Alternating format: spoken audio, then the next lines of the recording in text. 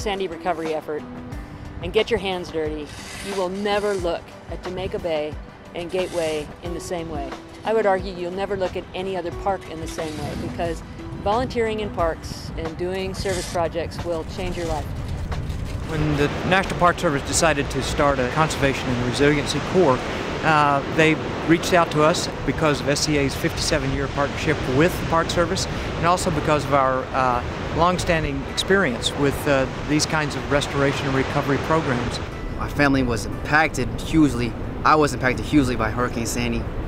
Took out 2 cars, took out the whole basement, delayed my college applications. I'm stronger than the storm, stand up for my town of Far Rockaway, and just like fight back and, give back to my town.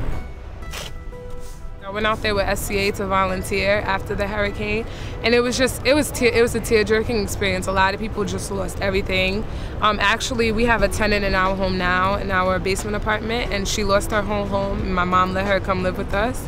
And it was just a different experience, You don't just wake up one morning and expect to not have anything that you had before.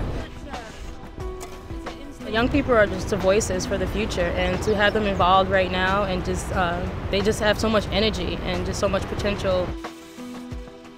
The SCA experience, I think, is building on that, but also perhaps leading them in a direction that they weren't anticipating going, and I think that's great. These will become our future National Park Service rangers, conservationists, wildlife biologists, and they do like I do and go into business. I think they'll probably do it with an environmental bent, which I think is terrific. You're a New Yorker, so you're happy to help your own city. It's just like, yeah, I live in New York. I get to help my own urban area. I get to help other kids learn about our own place, like where we are from. These young people are not only cleaning up the park, they're learning about the ecology of shorelines. They're learning about the difference that they can make by creating a resilient infrastructure here in Jamaica Bay that's going to help their neighbors and their friends and perhaps their families recover from a storm in the future. So it's so multifaceted. There is not a day that's going to go by for these young people where they're not learning something that's going to help change their life.